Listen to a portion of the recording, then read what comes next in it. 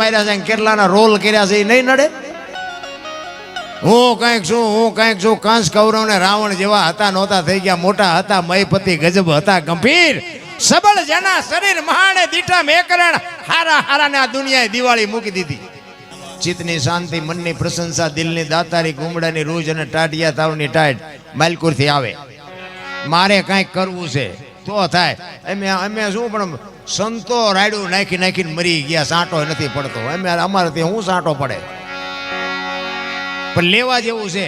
અમે લખા કરતા કોઈ દી સઠી ના સુકે નહીં પછી હુનર કરો હજારી આખરે આડા ફરે બધા. મને બાપુ આમાં ટપા નથી પડતા. જો અમુક તમને સવાલ કરું કંઈક જવાબ હોય મને કહેજો એટલે મારે કામ આવે. કર્મની બધા વાતો કરે કે સારું કરો તો સારું ફળ મળે એમ કે ને બધા. હું વાત કહું છું લ્યો ને. અને ખરાબ કરો એટલે કે ખરાબ ફળ મળે. તો હું એમ કહું છું કે ભક્તિ કરે એવડે દુઃખી છે ને દુનિયાના બૂસ મારે એ સુખી છે. તો શું કર્મમાં સમજવું. રામ જેવા રામ 14 વર્ષ વનમાં રખડવું પડ્યું. મારા બાપ આપણે અગરબત્તી દીવો કરીએ છીએ. શું કર્મ છે. અરે મિથિલા નરેશની દીકરી બાપુ જ્યાં સુધી બાપના ઘરે હોય એક દી દુઃખનો ન ઉગે. અને અયોધ્યાના મહારાણી બન્યા પછી બાપુ આખી જિંદગીમાં સુખનો દી ન ઉગ્યો. દીકરીનો શું ગુનો હોય છે. શું કર્મની વાતો આપણે કરીએ ભલામણ. ચીર ઉડાતા અહીંયા કોણ નહોતું આખી દુનિયાને ખબર છે. કાળના જડબા ઝાલીને ઉભા રાખે ને એવા પાંડવો અહીંયા જ બેઠા હતા. દીકરીનો ગુનો શું હતો. શું એનું કર્મ.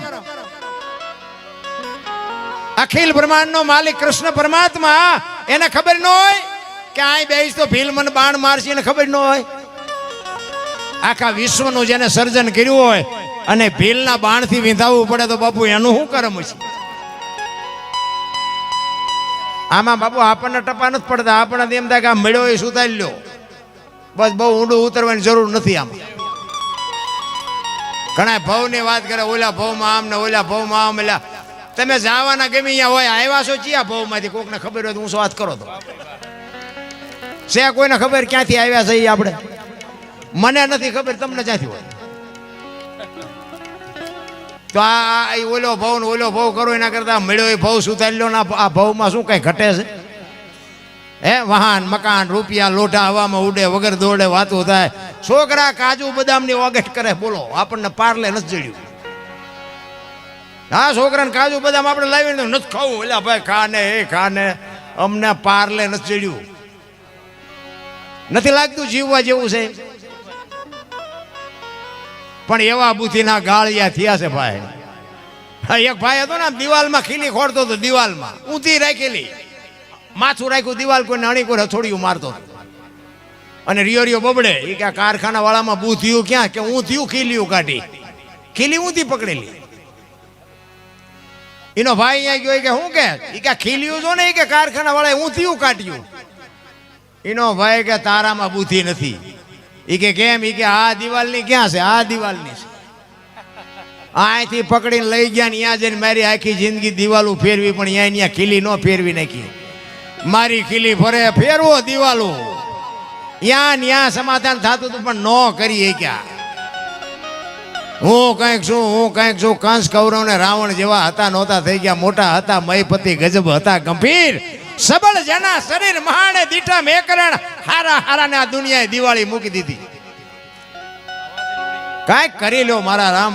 એક ઘડી હાથી મેં પુનિયાદ. બાકી કરમ બરમ ને બાપુ આ તો ઠીક હવે અમને બોલાવ્યા એટલે અમારે ટેમ કાઢવાનો. બાકી આમાં આપણને કાંઈ ટપા પડતા નથી કે અમારો શેડો અડી ગયો એવું કાંઈ તમે વિચારતા નહીં. આ તો માન બધું મેળ પડી ગયો આપણો. આ ચમ હાલ્યું એ મને હજી ખબર નથી. હાલ્યું થાય છે. એ ભાઈ બંધ હતા ને કાંઈ ધંધો નહોતા કરતા. તળાવની પાળે બે ને ટાઈમ થાય એટલે જમી જાય નાહી ધોઈને કપડાં બદલીને વ્યા જાય. એના બાપા ને બધા પછી તો ઘરે ડખા થાય. એ પેલા કાંઈક ધંધો કરો અમારે કામ કરવું તમારે આટા મારવાના. એ બે ભાઈ બંધ બેઠા બેઠા વાત કરતા. એ કે હાલને કંઈક ધંધો કરી ઘરે જઈને ડખા થાય ભલામણ મજા નથી આવતી. હવે હા વરામ હાઈટ ગયા હોય એ કઈ 2 રૂપિયા કપા વીણવા જાય નહીં. એને 5 રૂપિયા વાળું થવાનું હોય. ઓલો કે આ ધંધો કરીને આ કરીને મગજમાં ન બેઠું કે એમાં એકે કીધું કે મને એક ધંધો શું છે કે શું એ કે પૈસા સાપવાનું કારખાનું નાખી દે હાલને મૂળ તો ઘરે પૈસાના લોહી ઉકાળા છે ને બીજું હું ઘરે પૈસા આપી બસ શું એ કે હા એ તારી વાત સાચી લે એ કર્યું બધું ભેગું અને મકાન બકાન કંઈક રાખ્યું અને 2 જણાએ બધું ચાલુ કર્યું એ કે હું મળું પૈસા બનાવવાના તું મળી હો ને નોટોના ડટ્ટા બનાવ 2-3 તિજોરીઓ ભરીને પછી અંકેલો કરી લઈએ એ 2 તિજોરીઓ ભરીને એમાં એકનું ધ્યાન ગયું કે બરોબર કે ભૂલ થઈ ગઈ આમ આ બે હું બનાવી લેવું ભાઈ ભારતીય રિઝર્વ બેંક ને ગવર્નરની સહી ને ગાંધીજીનો ફોટો ને બધું રેડી કમ્પ્લીટ પણ સિક્કો 15 નો લાગ્યો એ કે આ 15 ની નોટ ને લઈને ચા જાવ 10 ની 50 ની 100 ની તો બધી બરોબર આ 15 નો લાગ્યો એ કે જોતો નથી ભલા મને બનાણો કે ઝીકવા ઓલો કે એમાં શું રાડ્યું પાડે છે કે ગામડામાં જવાય ગામડામાં નાની નાની દુકાનો કોઈક ડોવા બાપા બેઠા હોય કોઈક ડોશમાં બેઠા હોય અહીંયા હાલે એ કે શહેરમાં નહીં જવાનું ભણેલા પાસે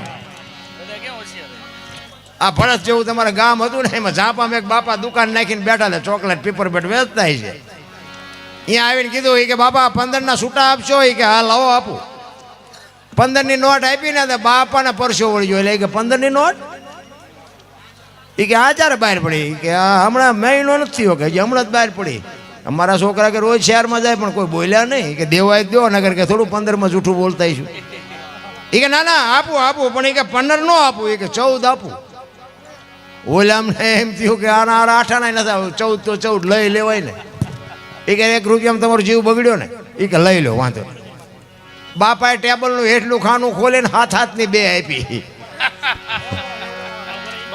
છોકરાને પરસો વળી ગયો કે બાપા કે હા એ કે હાથની ચારે બહાર પડી કે ત્યાં કારખાનું નાખ્યું ને તારી પેલા મેં નાખ્યું હતું તારે આપણને એમ થાય કે આ બધા બુદ્ધિના ગાળિયા નથી તો બીજું શું છે ભલા મને અરે હરિનું ભજન કરવાનો કોઈને ટાઈમ જ નથી આખી દુનિયા તમે જ્યાં જાઓ ને બધા રોવે જ છે કર્મની ગતિની બાપુ કોઈને ખબર જ નથી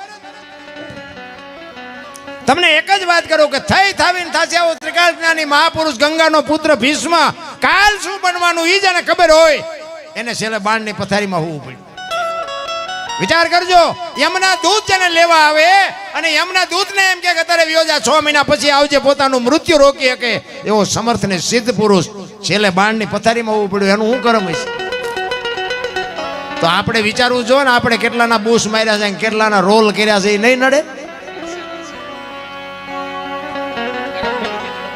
વિચાર કરજો કુરુક્ષેત્રના મેદાનમાં 18 દિવસનું યુદ્ધ હાલ્યું ને જો આ જનેતા આ માવડિયું બેનું વેઠી ને એટલે માટે કહું છું કેવી જનેતા હોય કેવી માં હોય એના માટે બાપુ વાત કરું છું અને હું તો આજે કહું કે આ માવડિયું છે ને એ ધારે તો ગોપીચંદ ભરતરી જેવા દીકરા ગંગા સતી પાનબાઈ જેવી દીકરીઓ થાય ન થાય એવા ઈના ઈ માં છે ને ઈના ઈ બાપ છે ને ઈના ઈ ધરતી ઈનો ઈ આકાશ બધું ઈનું ઈ છે આપણે બગડ્યા છે કાંઈ બગડ્યું નથી હું તો એમ કહું દીકરીઓને કે ઉદરમાં સંતાનનો વિકાસ થતો હોય અને જન્મ થયા પહેલા રામાયણ ગીતા અને ભાગવતના 5-5 પાના વાંચજો જો આપને ટેકો દેવું સંતાન ન થાય તો ભજન ગાવાનું બંધ કરી દઉં ભલા માણસ આપણા સંતોની તાકાત આપણા ગ્રંથોની તાકાત કચ્છ કાઠિયાવાડ સૌરાષ્ટ્ર બાપુ કાયા જેની કુપડી પરસંદ જેના પ્રાણ સંતને સુરા નિપજાવતી હોરઠ રતનની ખાણ બાપુ એવા મહાપુરુષો આ ધરતી ઉપર પાક્યા છે અરે માં તો માં છે ભલા માણસ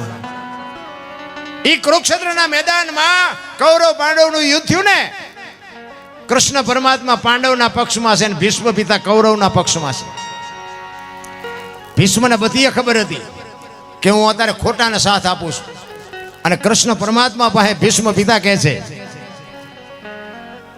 કે તમે જે પક્ષમાં હોય ને પક્ષ હારે નહીં મને બધી ખબર છે પણ આનું અનાજ મેં ખાધું છે એટલે મારે આનો સેનાપતિ બન્યા વગર છૂટકો નથી દુર્યોધનનો ત્યારે કૃષ્ણ પરમાત્મા કહે છે કે ના દાદા આ તમારા ભાઈઓનો મામલો છે મારે કાંઈ આમાં કોઈ લેવા દેવા છે નહીં હું તો એક અર્જુનનો રથ હલાવનાર સારથી છું મારે કાંઈ હથિયાર ઉપાડવાનું નથી ભીષ્મ વિચાર કરે એ કે બી કે તારી એકની જ લાગે ઠાકર આમાં કોની તાકાત છે મને મારી શકે કૃષ્ણ પરમાત્માને કહે છે ભીષ્મ એ કે તમે હથિયાર ન ઉપાડો એવું બને નહીં અને કૃષ્ણ પરમાત્માએ આમ પ્રતિજ્ઞા કરીને